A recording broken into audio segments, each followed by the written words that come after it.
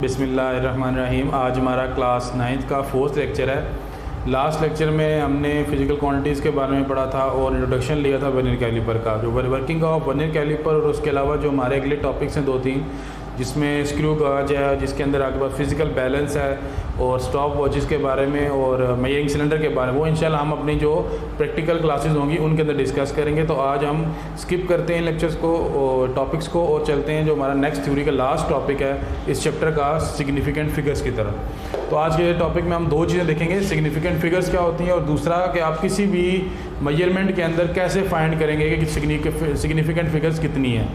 तो सबसे पहले जैसे आपको मालूम है, कोई भी मेजरमेंट आप जब लेते हैं तो उसके अंदर 2 चीज़ें होती हैं। एक आपके पास होता है न्यूमेरिकल वैल्यू और एक आपके पास होती है यूनिट। ये जो न्यूमेरिकल वैल्यू है, अब ये न्यूमेरिकल वैल्यू कितनी सही है या कितनी गलत है, ये कुछ इसके पैरामीटर हैं जिस पे ये डिपेंड करता है। जो फर्स्ट पैरामीटर है वो है आपके पास इंस्ट्रूमेंट, कि आपका इंस्ट्रूमेंट कितना एक्यूरेट है एक ख़ास किस्म की मेजरमेंट लेने के लिए। फॉर एग्ज़ाम्पल, आपने अगर लेंथ मेजर करनी है सेंटीमीटर्स के अंदर और आपके इंस्ट्रूमेंट के अंदर जो सेंटीमीटर वाला जो स्केल है वो हो ही ना, इंचज़ का स्केल हो, और आप फिर उसको क्या कहते हैं, सपोज करें इंचज़ को कन्वर्ट करके सेंटीमीटर्स के अंदर, तो आपका जो इंस्ट्रूमेंट है वो इतना रिलायबल नहीं होगा। या जैसे अगर आपने कोई लेंथ फाइंड करनी है एक पेंसिल की, तो उसके लिए अगर आप रेगुलर फुट लेते हैं जिसके अंदर सेंटीमीटर्स और मिलीमीटर का स्केल होता है, तो वो इंस्ट्रूमेंट जो है वो आपके लिए ज़्यादा बेहतर होगा उस पेंसिल की लेंथ फाइंड करने के लिए। अगर आप उसी पेंसिल की लेंथ को फाइंड करने लग जाए वर्नियर कैलिपर के साथ, तो अब वो इंस्ट्रूमेंट ज़्यादा सेंसिटिव है, आपको ज़रूरत नहीं है इतने सेंसिटिव इंस्ट्रूमेंट की उस खास मेजरमेंट को लेने के लिए। तो इंस्ट्रूमेंट जो होती है वो हमारा फर्स्ट प्रायोरिटी है, या फिर जो फर्स्ट आपके पास फैक्टर है जो किसी भी मेजरमेंट को एक्यूरेट बनाता है, उसमें जो फर्स्ट आपका फैक्टर है वो है instrument, quality of the instrument, के इंस्ट्रूमेंट की क्वालिटी कैसी है।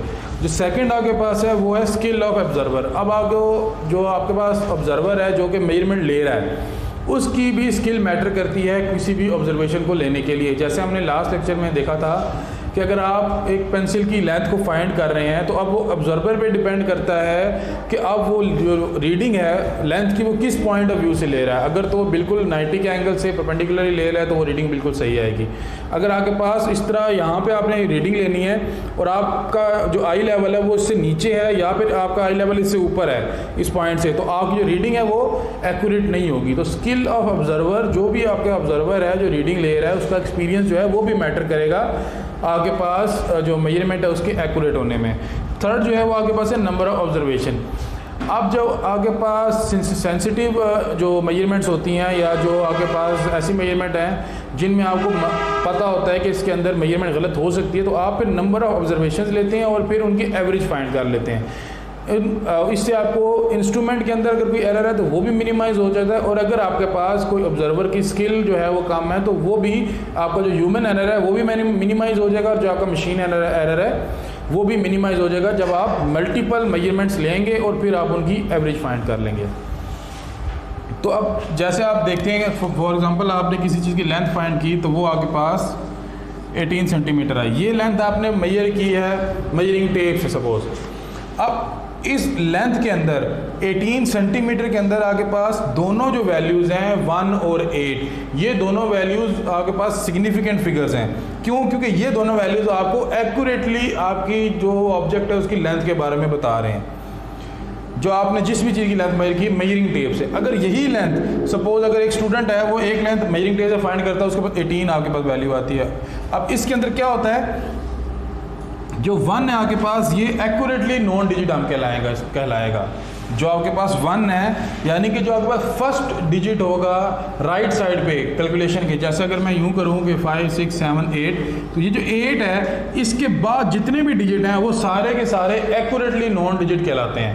यानी जो लास्ट डिजिट है उसके पीछे जितने भी डिजिट होते हैं, जो फर्स्ट डिजिट है उसके बाद वो सारे आपके पास एक्यूरेटली नॉन डिजिट कहलाते हैं। और जो आपके पास ये 8 है सपोज, तो इसको आप कहते हो फर्स्ट डाउटफुली नॉन डिजिट, यानी कि इस नंबर की कैलकुलेशन के अंदर कोई ना कोई तजाद हो सकता है, अप एंड डाउन हो सकते हैं, लेकिन जो आपके पास इंस्ट्रूमेंट है उसने आपको जो पिछले नंबर है इनके अंदर जो आपके पास लेंथ है उसको जो मेजरमेंट है उसके अंदर प्रॉब्लम नहीं होगा।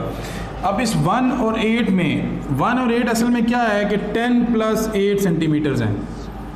तो जब आपने रूलर के ऊपर या मेजरिंग टेप के ऊपर मेजरमेंट ली तो 10 सेंटीमीटर्स के बाद आप आए, 10 के बाद आपने 1 2 3, अब एक्चुअली यहाँ पे क्या है कि आपके पास 10 सेंटीमीटर तो आपने एक्यूरेटली मेजर कर लिए, 7 सेंटीमीटर भी मेजर हो गए, जो 8 सेंटीमीटर है ना, अब हो सकता है कि उसके आगे जो ऑब्जेक्ट है उसकी लेंथ थोड़ी ज़्यादा हो, पॉइंट्स के अंदर 7 सेंटीमीटर का मिलीमीटर के अंदर उसकी लेंथ कोई ज़्यादा या कम हो, तो ये वाला जो डिजिट है आपका सेकंड या राइट साइड से फर्स्ट और लेफ्ट साइड सेकंड जो है इस रीडिंग के अंदर, ये फर्स्ट डाउटफुल डिजिट कहलाता है।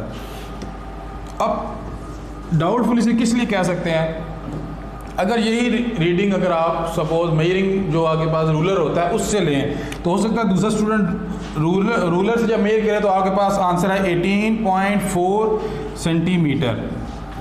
18.4 सेंटीमीटर का मतलब क्या? 18 सेंटीमीटर और उसके बाद 4 मिलीमीटर, 18 सेंटीमीटर प्लस 4 मिलीमीटर। तो आपकी जो लेंथ आ रही है अब उस ऑब्जेक्ट की जब आपने एक और इंस्ट्रूमेंट से फाइंड की तो वो 18.4 सेंटीमीटर।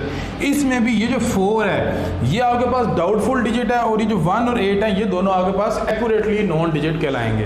जो आपके पास 1 और 8 है ये एक्यूरेटली नॉन डिजिट और 4 जो है ये आपके पास डाउटफुल डिजिट है। अब अगर एक और स्टूडेंट इसी ऑब्जेक्ट की लेंथ को मेजर करता है, फुट से ही मेजर करता है, वो रिपोर्ट करता है इसकी लेंथ जो है वो ये बन रही है 18.425 सेंटीमीटर। अब उसने जो मेजरमेंट ली है उसके अंदर अब सिग्निफिकेंट फिगर्स की तादाद ज़्यादा होगी है अगर आप देखें, लेकिन अब सिग्निफिकेंट फिगर आपको पहले बताया था कि इंस्ट्रूमेंट के ऊपर भी डिपेंड करता है। अगर आपने मीटर रूल लिया तो आपको पता है कि मीटर रूल्स की जो लीस्ट काउंट होती है वो 0.1 मिलीमीटर होती है, यानी कि अगर आप सेंटीमीटर में देखें तो सेंटीमीटर के अंदर जो है वो 0.1 मिलीमीटर से आगे या फिर 0.01 सेंटीमीटर से आगे की वैल्यू आपको ये एक्यूरेटली आप इससे मेजर नहीं कर सकते। पॉइंट के बाद 1 डिजिट तक अगर आपके पास सेंटीमीटर यूनिट यूज़ कर रहे हैं तो पॉइंट के बाद 1 डिजिट तक आपका रूलर एक्यूरेट है, उस 1 डिजिट के आगे 2 या 3 डिजिट पे वो एक्यूरेट नहीं है। तो यहाँ पे आप जो सिग्निफिकेंट फिगर की तादाद होगी वो 3 ही रहेगी, क्योंकि 18.4 तक लेंथ आप रूलर से फाइंड कर सकते हैं। उससे आगे की जो 2 डिजिट्स गिवन है 2 और 5 ये डाउटफुल डिजिट हैं, ये आप रूलर से फाइंड नहीं कर सकते कि क्या इसकी जो लेंथ है वो 18.425 है या नहीं। 18.4 तक आपके पास रूलर एक्यूरेट रीडिंग देता है। इस रीडिंग के अंदर आपके पास 18.4 ये जो 3 डिजिट्स हैं ये आपके पास एक्यूरेटली नॉन डिजिट है, आप इनको सिग्निफिकेंट फिगर्स कहेंगे। ये जो 2 आपके पास और 5 है ये नॉन सिग्निफिकेंट फिगर हैं, ये सिग्निफिकेंट नहीं होंगे। अब ये इसके अंदर जो 18.4 आपके पास सिग्निफिकेंट फिगर है तो ये 1 और 8 एक्यूरेटली नॉन डिजिट्स आ गया आपके पास, और जो 4 है ये आपके पास डाउटफुल डिजिट हो गया। यानी कि आपके पास इस रीडिंग के अंदर जो कि आपने एक रूलर से ली है 3 सिग्निफिकेंट फिगर्स हैं सिर्फ, ये जो 2 और 5 हैं ये नॉन सिग्निफिकेंट है। इसी सिग्निफिकेंट फिगर को फाइंड करने के लिए किसी भी रीडिंग के अंदर देखने के लिए कि कितनी सिग्निफिकेंट फिगर है एक ख़ास किस्म की मेजरमेंट में, तो उसके लिए कुछ मेथड है, कुछ तरीका है। अब आपकी बुक के अंदर जो उन्होंने तरीका बताया है उसके अंदर कुछ पॉइंट्स हैं। पहला पॉइंट सिग्निफिकेंट फिगर का ये है कि जितने भी नॉन ज़ीरो डिजिट्स हैं आपके पास, आपकी मेजरमेंट के अंदर जितने भी नॉन ज़ीरो डिजिट्स हैं वो सारे के सारे सिग्निफिकेंट होंगे। फॉर एग्ज़ाम्पल आपने एक मेजरमेंट ली 0.02740, अब इसके अंदर आप देखें कितने नॉन ज़ीरो डिजिट्स हैं, 1 2 3 2 7 और 4 नॉन ज़ीरो डिजिट्स हैं। तो इसके अंदर फिलहाल कितनी 3 सिग्निफिकेंट फिगर्स हो गए हैं आपके पास। उसके बाद जो सेकंड पॉइंट आपके पास आएगा सिग्निफिकेंट फिगर फाइंड आउट करने का वो ये है कि zeros between 2 significant figures are also significant. यानी कि सपोज आपके पास ये रीडिंग इस तरह होती 27040, तो अब ये 0 2 सिग्निफिकेंट फिगर के दरमियान है तो ये 0 भी सिग्निफिकेंट फिगर होगा। सबसे पहले पॉइंट क्या है कि आपकी रीडिंग या मेजरमेंट के अंदर जितने भी नॉन जीरो डिजिट हैं वो सिग्निफिकेंट, तो 1 2 3 सिग्निफिकेंट आ गए। दूसरे पॉइंट के मुताबिक जो 0 सिग्निफिकेंट फिगर के दरमियान में होते हैं वो भी सिग्निफिकेंट, यानी कि ये वाला सिग्निफिकेंट 0 हो गया। तो अब आपका कितनी तादाद होगी सिग्निफिकेंट फिगर्स की, 1 2 3 और 4। जो थर्ड पॉइंट है zeros between significant figures are significant।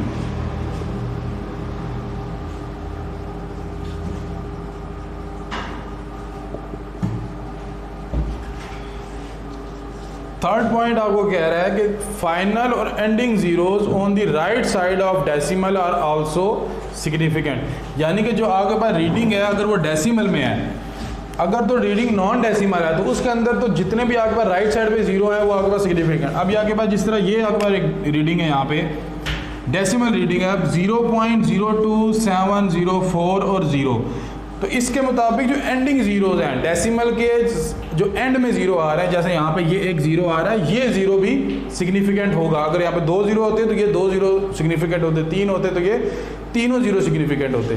तो अब यहाँ पे 1 जीरो है तो ये जीरो भी सिग्निफिकेंट है। पहला पॉइंट था सारे नॉन जीरो डिजिट सिग्निफिकेंट, तो ये 3 सिग्निफिकेंट हो गए। दूसरा पॉइंट था कि सिग्निफिकेंट फिगर के दरमियान जो जीरोज हैं वो सिग्निफिकेंट, तो ये जीरो भी सिग्निफिकेंट हो गया। अब थर्ड पॉइंट में क्या कह रहा है कि जो डेसिमल आपके पास मेजरमेंट है उसके अंदर जो एंडिंग जीरोज होंगे वो भी सिग्निफिकेंट, तो ये जीरो भी आपके पास सिग्निफिकेंट हो गया। तो अब तक आपके पास इस मेजरमेंट के अंदर सिग्निफिकेंट फिगर की तादाद 1 2 3 4 और 5 सिग्निफिकेंट फिगर हो चुके हैं। एंडिंग जीरोज इन डेसिमल, यानी जो आपके पास डेसिमल में मेजरमेंट होगी आर सिग्निफिकेंट।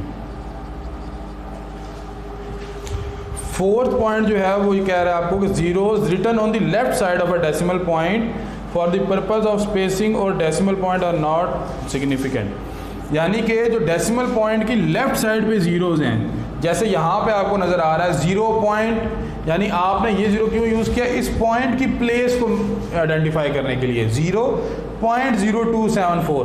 तो जो डेसिमल पॉइंट की लेफ्ट साइड पे जितने भी जीरोज होंगे वो सारे के सारे नॉन सिग्निफिकेंट जीरोज हैं, यानी इस मेजरमेंट के अंदर जो ये जीरो है ये आपके पास सिग्निफिकेंट नहीं होगा। फिफ्थ पॉइंट आपके पास है in whole numbers that end in 1 और more zeros without the decimal point, zeros may or may not be significant. In such case it is not clear zero serves to। अब अगर आपके पास कोई whole number है, जैसे आपके पास 5200 आपके पास एक होल नंबर है, अब यहाँ पे कहा जा रहा है कि इस होल नंबर्स के एंड पे जो ये 2 जीरोज हैं ये सिग्निफिकेंट हो भी सकते हैं और सिग्निफिकेंट नहीं भी हो सकते। ये आपको रीडिंग और इंस्ट्रूमेंट जो आप यूज़ कर रहे हैं उसको देख के अंदाज़ा लगाना पड़ेगा कि ये सिग्निफिकेंट है या नहीं है। अगर आपकी रीडिंग इस तरह है, होल नंबर्स है और लास्ट में जीरोज़ हैं, तो फिर यहाँ पे सिग्निफिकेंट फिगर फाइंड करने का जो बेस्ट तरीकाकार होगा वो ये होगा कि आप अपनी मेजरमेंट को कन्वर्ट करेंगे साइंटिफिक नोटेशन के अंदर, और साइंटिफिक नोटेशन में कन्वर्ट करने के बाद फिर जो आगे पास वैल्यू आएगी उसमें से आप सिग्निफिकेंट फिगर फाइंड करेंगे। तो आगे पास सिग्निफिकेंट फिगर फाइंड करने के 5 जो रूल्स हैं वो क्या हैं कि पहला रूल आपको कहता है कि जितने भी नॉन जीरो डिजिट्स हैं मेजरमेंट के अंदर वो सब सिग्निफिकेंट है।